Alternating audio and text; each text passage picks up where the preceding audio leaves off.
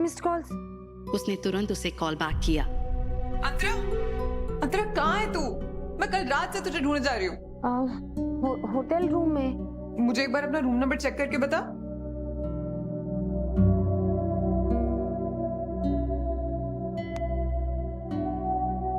Six 607। अंतरा ने sweet का main door खोला। बाहर तन्वी के साथ होटल का मैनेजर और सिक्योरिटी हेड थे। अंतरा को समझ नहीं आया कि मामला क्या है। हाँ यही है, हम जा सकते हैं।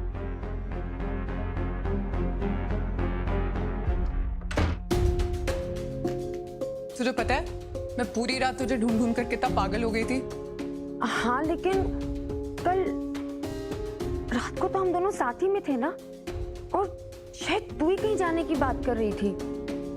मतलब तुझे कुछ याद नहीं है कल रात क्या हुआ? तन्वी ने अपने पर्स से एस्पिरिन निकालते हुए कहा। ये ले, तू पहले ये खा, फिर मैं बताती हूँ तुझे कि कल रात क्या हुआ। अंतरा ने एस्पिरिन ली और तन्वी से सुनने लगी। मैं कल रात एटीएम गई थी तेरे लिए कैश निकालने, और जो होटल स्टाफ है उसको मैंने बोला था कि तुझे रूम नंबर 604 में ले जाए, जो यूजुअली मेरे डैड की कंपनी वालों के लिए रिजर्व रहता है। पर शायद शोर की वजह से उसने 604 को 607 समझ लिया और तुझे यहाँ लाकर रख दिया। और वो जो वेटर था जिसने तुझे यहाँ छोड़ा, उसकी भी शिफ्ट खत्म हो गई, इसलिए वो भी चला गया और उसका कॉल भी नहीं लग रहा था। और ऊपर से यहाँ का सीसीटीवी, इसको भी कल ही खराब होना था। तुझे इतने कॉल्स किए और तू उठा ही नहीं रही थी। अब इतने बड़े होटल में मैं तुझे कहाँ कहाँ ढूंढती रहती है यार। सॉरी यार, फोन साइलेंट मोड पर था। अभी मैं बस पुलिस के पास ही जाने वाली थी, बहुत अच्छा हुआ तेरा कॉल आ गया। I'm sorry यार, मेरे कारण तुझे कितनी प्रॉब्लम हुई। कम ऑन यार, चिल, इसमें तेरी कोई गलती नहीं है। अच्छा तुझे पता है, तन्वी कुछ और कहती उससे पहले अंतरा का फोन बज गया। अंतरा ने देखा तो स्क्रीन पर रुद्र फ्लैश हो रहा था। तुम्हें मेरी इतनी फिक्र कब से होने लगी?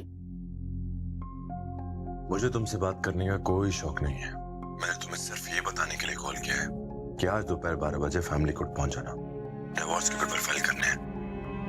और हाँ, उसके बाद तुम्हें जिसके साथ अपना मुंह काला करवाना है ना, करवा सकती हो, मुझे कोई फर्क नहीं पड़ता। ये क्या बकवास कर रहे हो तुम? जिसकी जैसी सोच। बाकी सच बात तो ये है कि मैं कल रात से तन्वी के साथ हूँ। मानना है तो मानो, वरना भाड़ में जाओ। इतना कहकर अंतरा ने गुस्से में फोन काट दिया। आज पहली बार अंतरा ने उसका कॉल काटने की हिम्मत की थी। अंतरा को समझ आ गया था कि अब रुद्र के सामने गिड़गिड़ाने का कोई मतलब नहीं था। रुद्र ने मुझे फैमिली कोर्ट बुलाया है।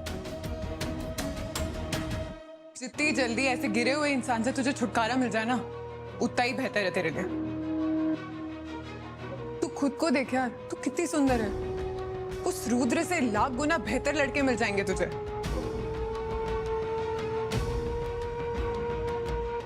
रुद्र,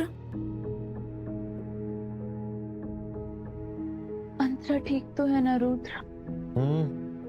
ठीक ही होगी। उसने कहा कि वो तन्वी के साथ है।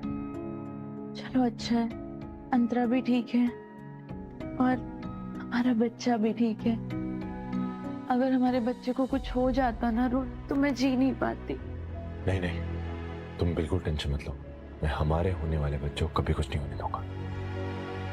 मैं जानती हूँ अंतरा को जब से हमारे रिश्ते के बारे में पता चला है, उसे बहुत बड़ा धक्का लगा है। रुद्र, अगर वो गुस्से में कुछ उल्टा सीधा बोल दे तो प्लीज उसे माफ कर देना, क्योंकि आज मैं जो कुछ भी हूं ना, वो सिर्फ और सिर्फ अंतरा की वजह से ही हूँ। तुम ये सब फिक्र छोड़ो और बिल्कुल टेंशन मत लो। मैं डॉक्टर से मिलके आता हूँ, अगर सब ठीक है तो हम अभी घर के लिए निकलते हैं। ओके? इतना कहकर रुद्र वार्डरूम के बाहर निकल गया। उसके बाहर जाते ही गायत्री तुरंत बेड से उठी और एक नंबर डायल किया। हेलो। फोटोज क्यों नहीं आए अब तक? अरे मैडम, बिना लड़की के फोटो कहाँ से भेजूं? वो आदमी होटल सहारा के रूम नंबर 602 में था और उसके साथ और 5 लोग थे। क्या मतलब? हम लोग रात भर लड़की को ढूंढते रहे हैं, जैसा आपने बोला था कि लड़की होटल में मिलेगी, लेकिन लड़की कहीं नहीं मिली। ये सुनकर गायत्री थोड़ा हैरान हो गई। उसे पता था कि अंतरा की खास दोस्त तन्वी अक्सर होटल ओशन स्टार जाती है, इसलिए उसने काफी दिन पहले होटल के बारटेंडर को पैसे देकर खरीद लिया था। बारटेंडर की मदद से गायत्री का प्लान क्लियर था। वो गुंडों को होटल रूम में भिजवाकर जबरदस्ती तन्वी की प्राइवेट फोटोज क्लिक करवाने वाली थी और फिर उन फोटोज के जरिए अंतरा को ब्लैकमेल करना चाहती थी। लेकिन कल रात तन्वी के साथ अंतरा भी होटल में थी। गायत्री ये सुनते ही ज्यादा एक्साइटेड हो गई। बारटेंडर ने जैसे ही गायत्री को तन्वी की फोटो भेजी, तन्वी ने वो फोटो तुरंत अपने गुंडों को भेजा और प्लान एग्जीक्यूट करने को कहा। आपने बोला था कि लड़की सुंदर होगी। जब हमारी टीम गालियां दे रही है तो या तो लड़की दो या फिर डबल पैसा, वरना तुम्हारे होने वाले पति रुद्र को मैं सब कुछ बता दूंगा, समझे? हाँ समझ गई, रुको मैं कुछ करती हूँ। फोन रखते ही गायत्री प्लान बनाने लगी। उसने डिसाइड किया कि वो अंतरा का पता लगाकर उन बदमाशों को बता देगी। अब तक सूरज निकल चुका था।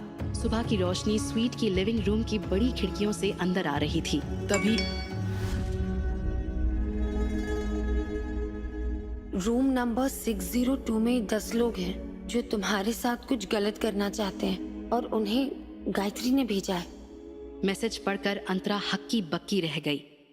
व्हाट? लेकिन तुम कौन हो और ये सब कैसे जानते हो?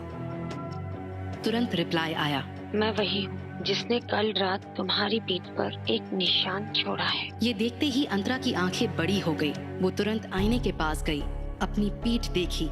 कंधे के पीछे एक लव बाइट का निशान था। इसका मतलब ये था कि जो कुछ रात हुआ वो एक सपना नहीं था बल्कि हकीकत थी। अंतरा की हालत खराब होने लगी। तब एक और टेक्स्ट आया, मैंने जो कल रात तुमसे कहा था, अगर तुम उसके लिए तैयार हो तो मुझे कॉल जरूर करना। डिसीजन तुम्हारा है और हाँ, कोई जल्दी नहीं है। अंतरा ये सब पढ़कर उस रात की मोहक आवाज को याद करने लगी। जो तुम्हारे साथ हुई नाइंसाफी का बदला लेगा, तुम्हारे सारे हक तुम्हें दिलवाएगा। उसके दिमाग में सवालों का तूफान था। वो आदमी रुद्र का राइवल था या गायत्री का? अगर वो दोनों का दुश्मन था तो उसके साथ क्यों सोया था? तब एक और टेक्स्ट मैसेज आया, तुम्हारे बैग में एक डेबिट कार्ड है जिसका पिन है 3494 और उस अकाउंट में 5 लाख रुपए हैं जो कि अब तुम्हारे हैं। अंतरा ये पढ़कर स्टन्ड रह गई। अब समझने की कोशिश में थी कि उसके साथ क्या हो रहा है। अंतरा ने रिप्लाई टाइप करने का सोचा, पर फिर उसने डिलीट करके कॉल मिलाया। रिंग बजी। अंतरा कॉल पिक होने का इंतजार करने लगी। आखिर कौन था वो रहस्यमय आदमी? वो अंतरा की मदद क्यों करना चाहता था? क्या वो उसका कोई दोस्त था? क्या अंतरा उसकी मदद लेगी?